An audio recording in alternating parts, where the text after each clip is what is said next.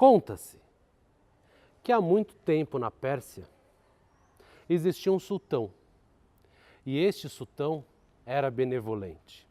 Cuidava do bem-estar de todas as pessoas que ali viviam. Ele tinha uma esposa e uma pequena filha. Mas um dia, a morte bateu em sua porta e a sua esposa se foi com o vento. A vida do sultão perdeu um pouco de sentido. Mesmo assim, ele continuou muito bondoso, cuidando do seu povo e sempre trabalhando pela prosperidade do seu povo.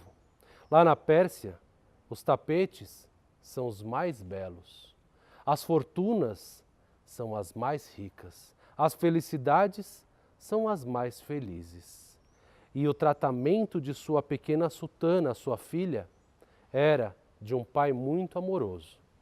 Também devo dizer que ele mimou-a um pouco, pois sem sua esposa para ajudá-lo a criar a menina, e ele sendo apenas um sultão, ele fazia todas as vontades dela. A tratava com muito carinho e sempre a ouvia. A menina foi crescendo e todas as pessoas que viviam ali na Pérsia admiravam esse relacionamento entre o sultão e sua filha. Mas quando alcançou seus 8 anos, que era uma idade que eles consideravam adequadas para as crianças se casarem com seus maridos arranjados, as pessoas começaram a aconselhar o sultão que já era hora da pequena sultana se casar. Eles conversaram e a pequena sultana disse que não se sentia preparada. O sultão deixou o assunto de lado. E depois, mais um ano se passou.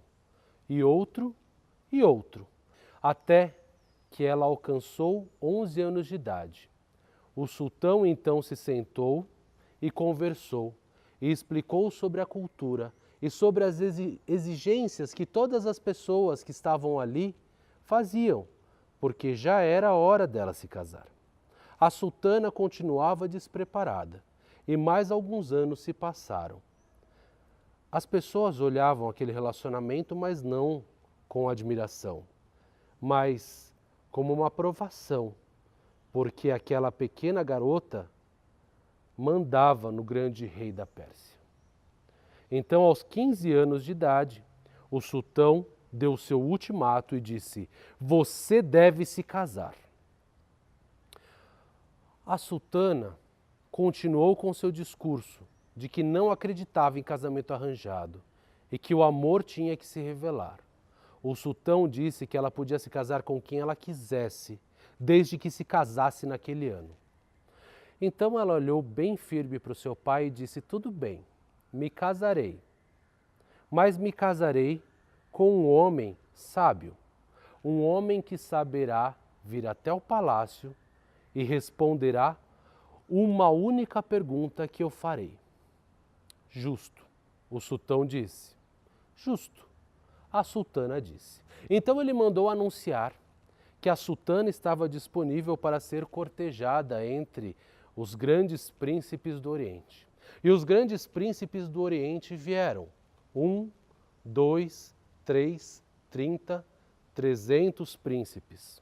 Todos eles se ajeitaram na porta do palácio e traziam grandes comitivas com muitos tesouros, com elefantes, com touros, com tapetes, com joias, com especiarias. Entravam altivos, entregavam todos os presentes à corte da sultana.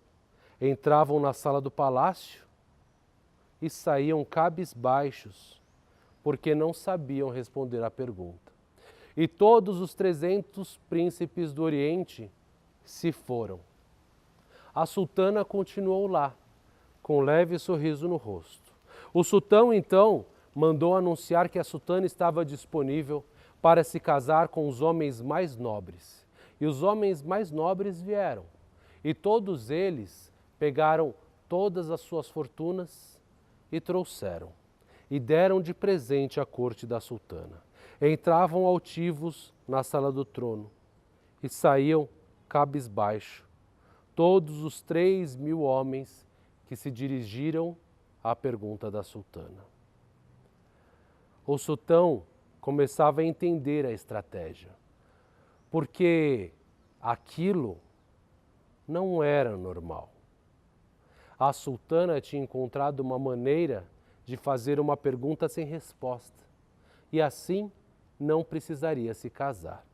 Então, como castigo, o sultão mandou anunciar a todas as pessoas do Oriente, e não só do Oriente, do Ocidente também, que a sultana estava disponível a ser cortejada e que ninguém deveria trazer presente algum, apenas responder a sua pergunta. 300 mil, 3 milhões, 30 milhões de homens se dirigiram ao Oriente e fizeram uma enorme fila na frente do palácio. Os homens entravam altivos, porque eram fortes, porque eram sábios, e saíam cabisbaixos, porque não sabiam a resposta da sultana. E foi exatamente nesse momento dessa enorme fila que começou a andar, a andar, a andar, e após 30 dias diminuiu seu volume. O final dela parou na frente do açougue. E o filho do açougueiro, vendo todas aquelas pessoas entrarem e saírem do palácio, pensou: agora eu tenho uma chance com a sultana. Entrou no final da fila e continuou a caminhar, um a um, que entrava altivo e saía cabisbaixo, altivo, cabisbaixo. E quando o último homem, o filho do açougueiro, entrou no palácio, ele viu um grande corredor. Naquele corredor haviam tapeçarias que contavam todas as glórias da história persa. Ele atravessou um enorme tapete e ao final do tapete havia uma porta majestosa, toda de ouro. A porta se abriu e ele pôde ver, enfim, o trono persa. E à frente do trono, um grande tapete. A sultana, que estava de costas, se virou e se sentou na ponta do tapete. Disse então para que o filho do açougueiro sentasse na outra ponta. E ele se sentou. Foi aí que ela olhou bem nos olhos dele e perguntou: diga-me, pobre filho do açougueiro, você sabe aonde mora a razão? Se você não entendeu, repetirei a pergunta. Você sabe onde a razão guarda a sua morada? O filho do açougueiro parou um tempo e pensou. A resposta era muito simples. A razão está na consciência e por isso mora na cabeça. Mas com certeza, depois de tantas pessoas que se apresentaram à sultana, essa pergunta foi respondida com essa resposta. E aquela não era a resposta correta. Pensou e refletiu depois mais um tempo e logo chegou à conclusão de que a razão mora no coração e que agir pelo coração é a melhor coisa. Mas com certeza alguém já havia respondido com essa resposta. Então, sendo o último da fila, ele propôs algo à sultana. Para chegar até aqui, eu andei muito e caminhei pela metade do mundo. Azar o meu, que justamente na metade que eu caminhei não havia a resposta. Minha sultana, deixe que eu termine a minha jornada e caminhe à outra metade do mundo. Assim, lhe trarei a resposta.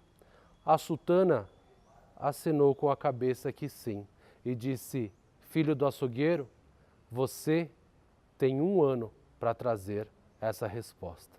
Ele se ajoelhou e beijou seus pés, levantou e saiu do palácio com muita pressa.